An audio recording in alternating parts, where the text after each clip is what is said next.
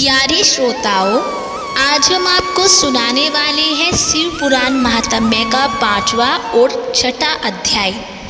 कल हमने आपको तीसरा और चौथा अध्याय सुनाया था और आज हम आपको 5वां और 6ठा अध्याय सुनाने वाले हैं।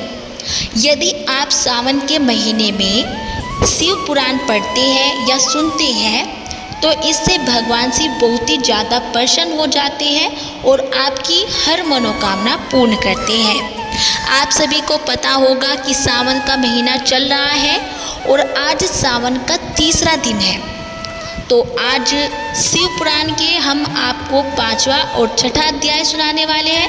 तो ऐसे में आइए जानते हैं कि शिव पुराण महात्म्य का 5वां अध्याय क्या है। बोलो भगवान शिव की जय हो। सूत जी बोले कि हे सोनक, एक दिन चंचुला आनंद में मग्न उमा देवी के पास गई और दोनों हाथ जोड़कर उनकी स्तुति करने लगी।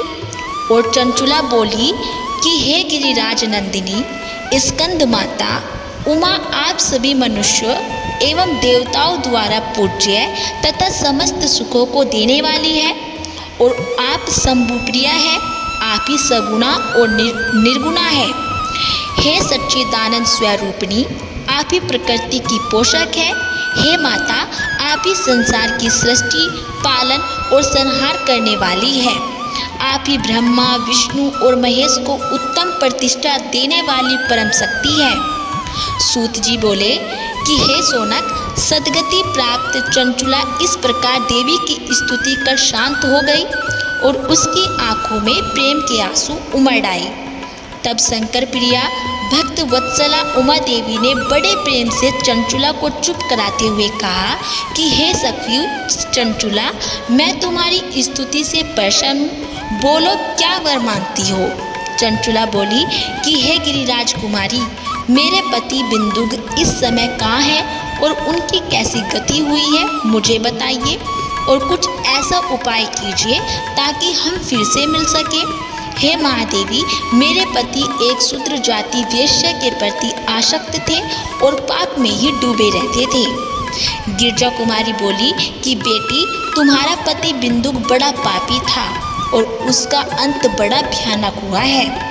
वेश्या का उपभोग करने के कारण वह मूर्ख नरक में अनेक वर्षों तक अनेक प्रकार के दुख भोगकर अब शेष पाप को भोगने के लिए विंध्य पर्वत पर पिशाच की योनि में रह रहा है और वह दुष्ट वहीं वायु पीकर रहता है और सब प्रकार के कष्ट सहता है।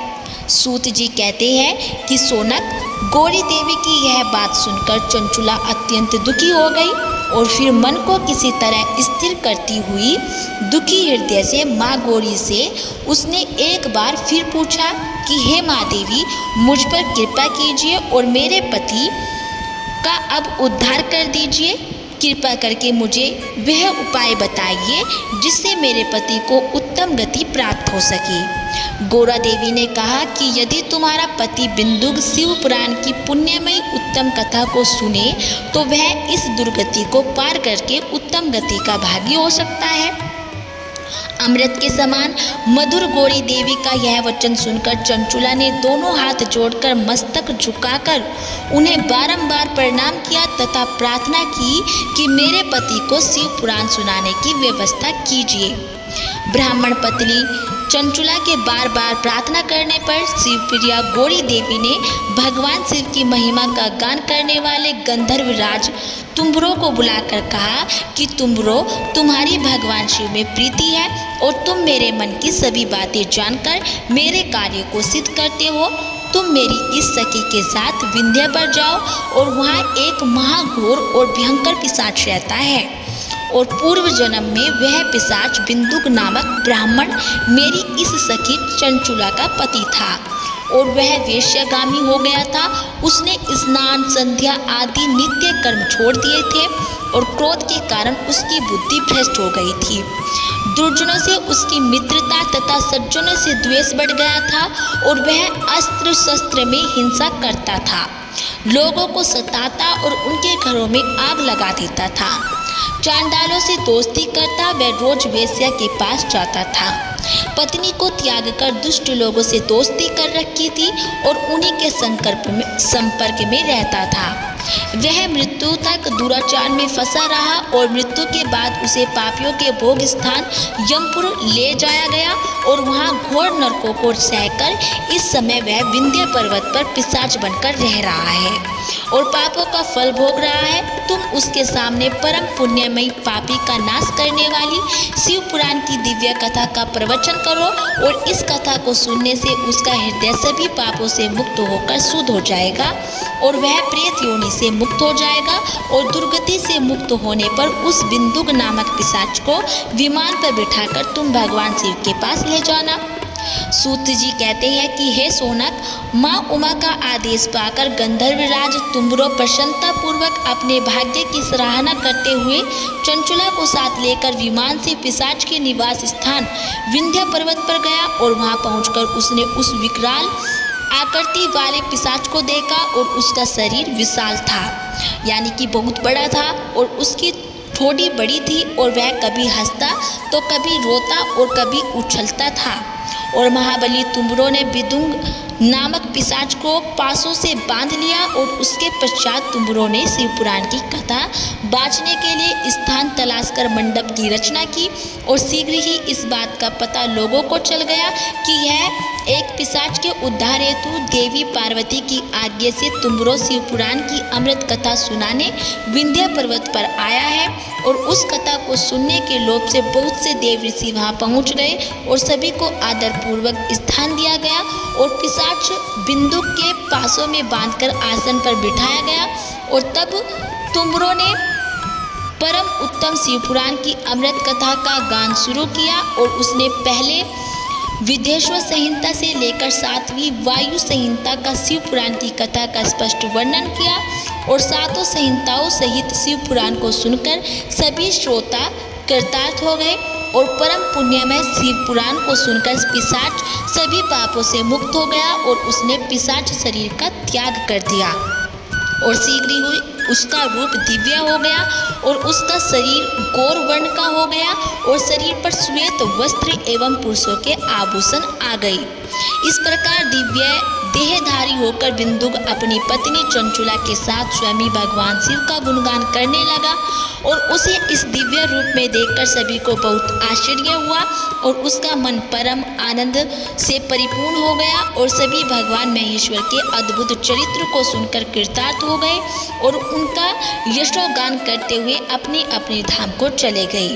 बिंदुक अपनी पत्नी चंचुला के साथ विमान में बैठकर शिवपुरी की ओर चल दिया और महेश्वर के गुणों का गान करता हुआ बिंदुक अपनी पत्नी चंचुला व तुम्बरो के साथ शीघ्र ही शिवधाम पहुंच गया।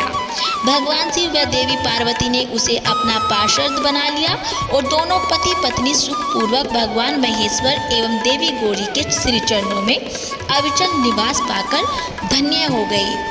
तो दोस्तों, ये थे शिव पुराण महात्म्य का 5वां अध्याय। बोलो भगवान शिव की जय हो। और छठा अध्याय इस प्रकार है। सोनक जी कहते हैं कि महाप्राज्ञ सूत जी, आप धन्य एवं शिव भक्तों में श्रेष्ठ हैं। हम पर कृपा करके हमें कल्याण में शिव पुराण के श्रवण की विधि बताइए जिससे सभी श्रोताओं को संपूर्ण फल की प्राप्ति हो। और सूत जी ने कहा कि हे मुनि शौनक, तुम्हें संपूर्ण फल की प्राप्ति के लिए मैं शिव पुराण की विधि सविस्तार बताता हूँ। सर्वप्रथम किसी ज्योतिषी को बुलाकर दान से संतुष्ट कर उससे विधि संतुष्ट कर उससे कथा का शुभ मुहूर्त निकलवाना चाहिए और उसकी सूचना का संदेश सभी लोगों तक पहुंचाना चाहिए कि हमारे यहाँ शिव पुराण की कथा होने वाली है और अपने कल्याण की इच्छा रखने वाले को इससे सुनने अवश्य पधारना चाहिए। देश देश में जो भी भगवान शिव के भक्त हो तथा शिव कथा के कीर्तन और श्रवण के उत्सुक हो, उन सभी को आदरपूर्वक बुलाना चाहिए और उनका आदर सत्कार करना चाहिए।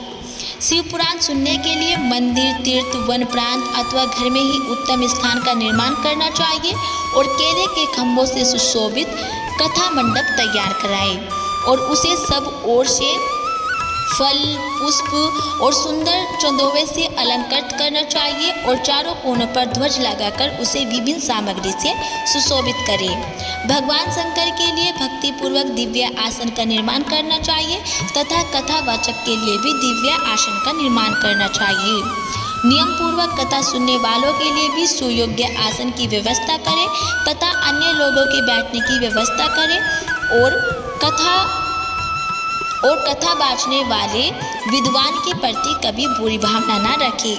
संसार में जन्म तथा गुणों के कारण बहुत से गुरु होते हैं, परंतु उन सब में पुराणों का ज्ञाता ही परम गुरु माना जाता है।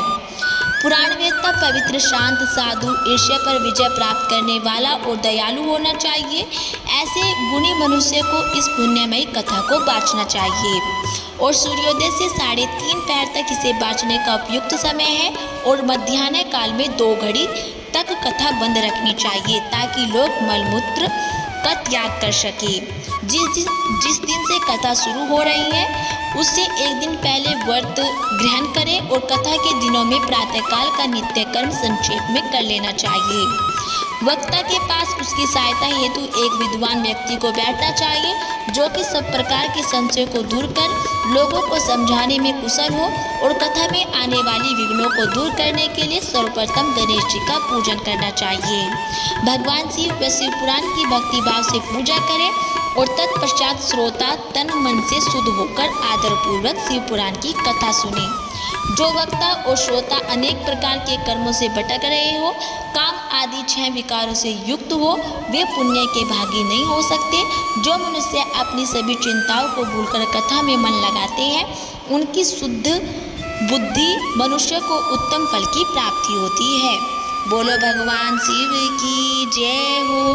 तो दोस्तों, ये था शिव पुराण महात्म्य का 6वां अध्याय और कल हम आपको 7वां अध्याय सुनाने वाले हैं। यदि आपको हमारे ये अध्याय अच्छे लगे हो तो प्लीज़ हमारी वीडियो को लाइक करें और चैनल को सब्सक्राइब करना ना भूलें।